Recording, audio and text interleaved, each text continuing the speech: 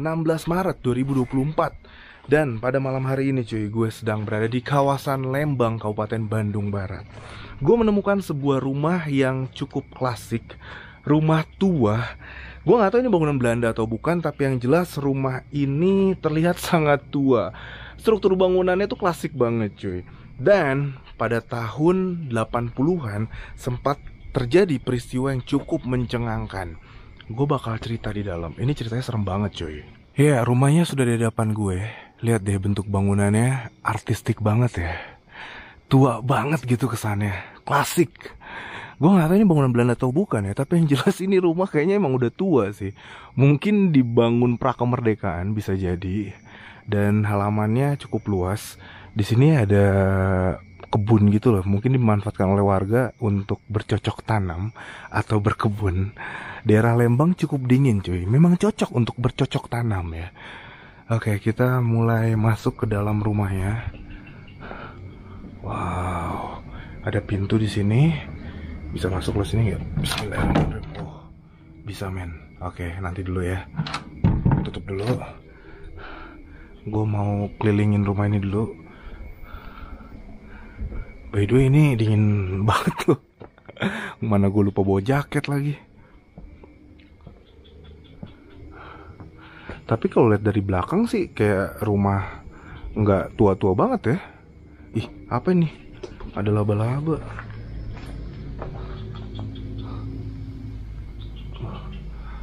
Oke, di sini juga ada pintu dan pintunya terbuka. Wow. Nanti dulu ya, gue mau cek ke belakang. Belakang ini apa sih? Penasaran gue. Oh, belakangnya juga. Ini adalah lahan perkebunan warga nih. Ya kan, nanam apa nih? Nanam kol kali ya, atau sawi. Kayak sayuran-sayuran gitulah. Oke, kita balik lagi ke depan. Kita mulai masuk lewat depan aja deh ya. Biar eksplornya rapih gitu dari depan sampai ke belakang. Astagfirullah. Ada jendela di sini. Bismillahirrahmanirrahim.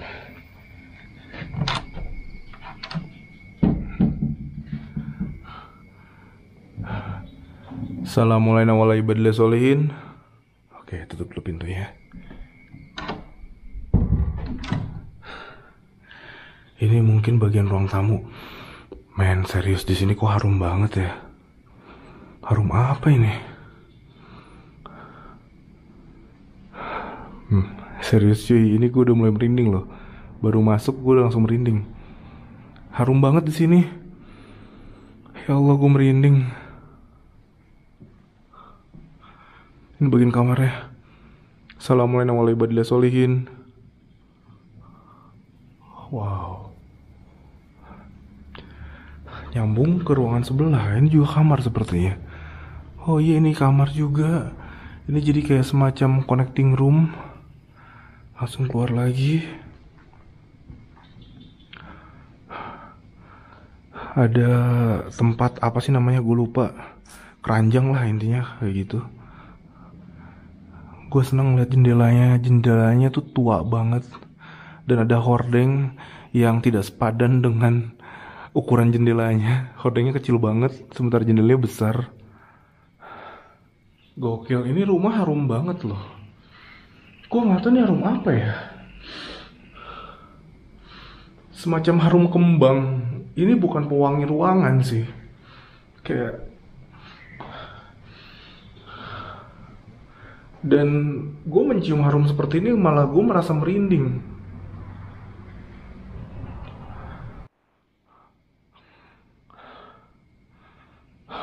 Bismillahirrahmanirrahim. Kita mengarah ke ruang tengah. Assalamualaikum warahmatullahi wabarakatuh. Ada 1, 2, 3 ruangan. Astagfirullahaladzim. Ada suara di belakang. Suara apa itu? Halo.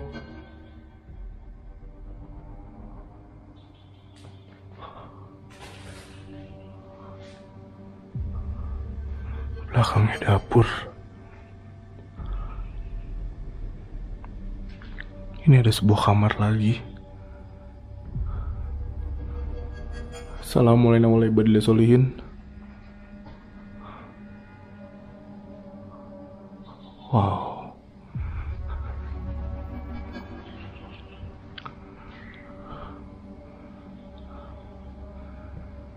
Ini mungkin dulunya kamar ya. Kamar. Sebelah sini harusnya kamar mandi. Ini ada sekatannya, tapi sekatannya udah dihancurin.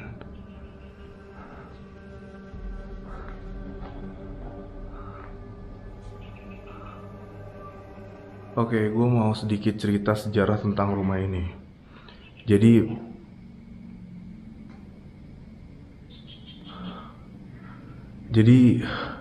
di era tahun 80-an ada seorang wanita bernama Mbak Suti. Mbak Suti ini adalah seorang pendatang dari Jawa. Dia datang ke tanah Sunda dan memulai bisnis di bidang perkebunan.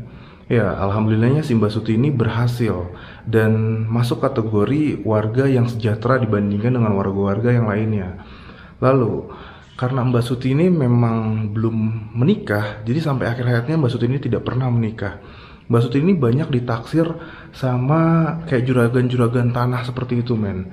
Dan beberapa kali menerima pinangan dari para juragan tanah, tapi entah kenapa Mbak Suti ini selalu menolak setiap kali dilamar oleh pria gitu ya, oleh entah siapapun itulah, entah juragan tanah atau pria-pria desa yang ada di kampung sini gitu kan.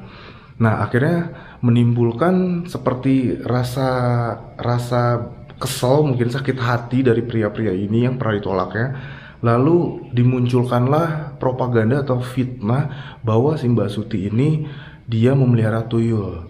Dan bahkan katanya si Mbak Suti ini suka menyusui tuyul peliharaannya. Tentu Mbak Suti ini menolak fitnah tersebut gitu kan. Akhirnya warga berbondong-bondong datang ke rumah ini, menggerebek Mbak Suti dan memaksa Mbak Suti untuk melakukan sumpah pocong, untuk membuktikan bahwa Mbak Suti tidak pernah memelihara tuyul.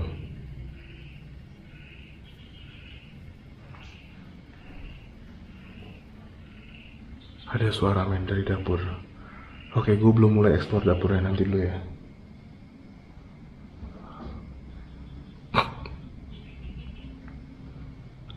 Lalu, setelah melakukan ritual sumpah pocong, Mbak Suti mengalami beberapa kejadian aneh, seperti Mbak Suti sering banget mimpi tiba-tiba berada di alam kubur, yang membuat akhirnya Mbak Suti ini merasa depresi sehingga Mbak Suti ini sakit dan akhirnya meninggal dunia.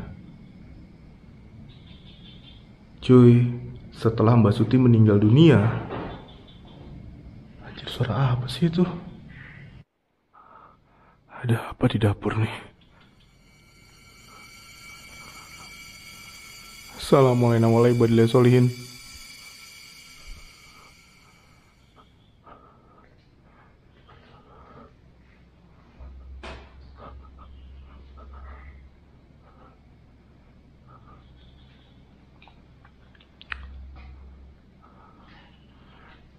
Ini ada lubang. Lubang apa ya? Gak paham gua. Kayaknya dulu di sini ada perapian deh. Iya, ini ada perapian, cerobong asap gitu ke atas. Karena kan Lembang ini daerah dingin ya. Sepertinya, tapi udah rubuh gitu ya cerobongnya.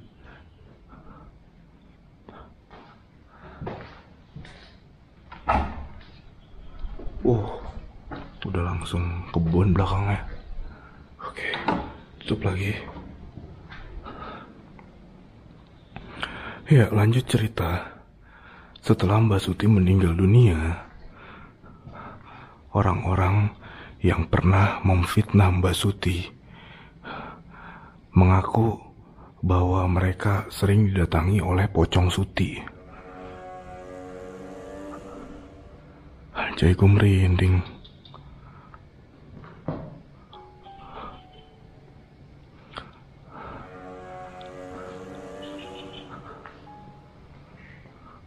Mbak Suti.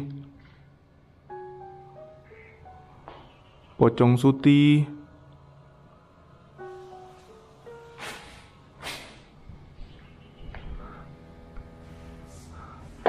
Oke, coba gue mau redupin cahaya. Gue mau coba moment of silence, explore semua ruangan yang ada di rumah ini, dan kita lihat ada interaksi apa.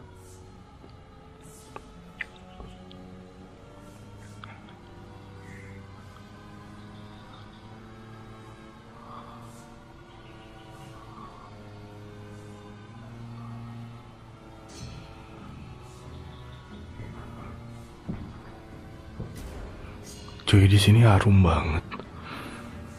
Beda sama di ruangan tengah. Emang di sini harum banget nih.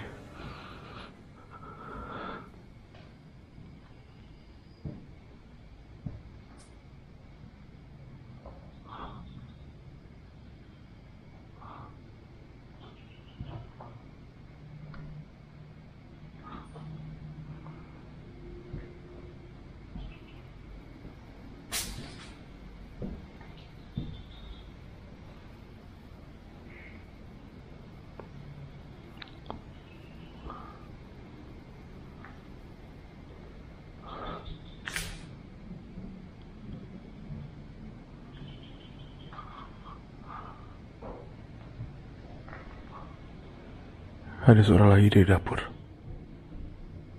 Rumah ini memang gak terlalu besar, tapi sumpah aura di rumah ini gak beres cuy.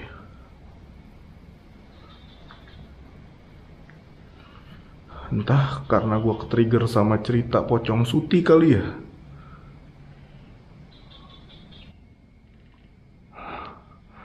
Gue membayangkan sumpah pocong terjadi di ruangan ini. Karena ruangan ini adalah ruangan yang paling luas di antara ruangan-ruangan yang lainnya.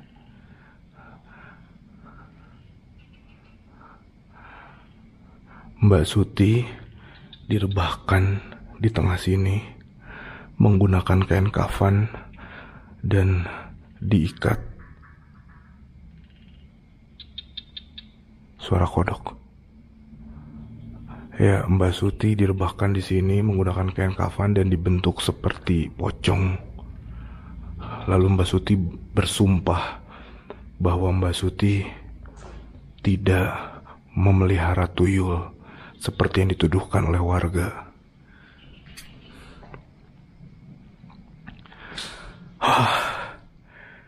Lumayan bikin gue merinding nih. Gokil. Merinding gue. Oke lah.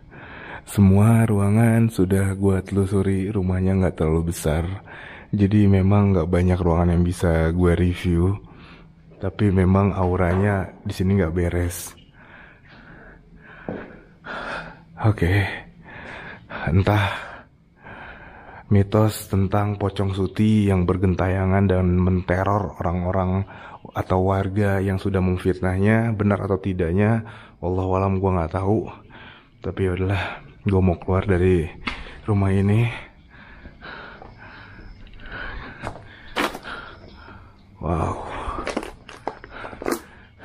sayang banget ya, rumahnya sih keren sih menurut gue. Bentuknya artistik dari depan. Kalau ke belakang sini sih kayaknya ini bangunan baru ya. Bangunan yang tua tuh yang bagian depan tuh. Oke lah teman-teman, kayaknya vlog gue cukup sampai di sini. Kisah tentang Mbak Suti bisa kita petik pelajaran bahwasanya tidak baik ketika kita menuduh orang tanpa bukti, apalagi menuduh orang atas dasar kebencian atau rasa sakit hati. Oke lah, kayak segitu dulu vlog gue. Thank you banget buat teman-teman yang udah join nonton vlog ini dari awal sampai terakhir. Kasih gue jempol ke atas jika teman-teman suka dengan video gue seperti ini. Dan buat teman-teman yang baru berkunjung di Bucin TV, support gue dengan cara klik subscribe supaya Bucin TV semakin berkembang dan terus menghibur. So, akhir kata, nama gue Davi dari Lembang, Kabupaten Bandung Barat. Salam Bucin Me. Peace.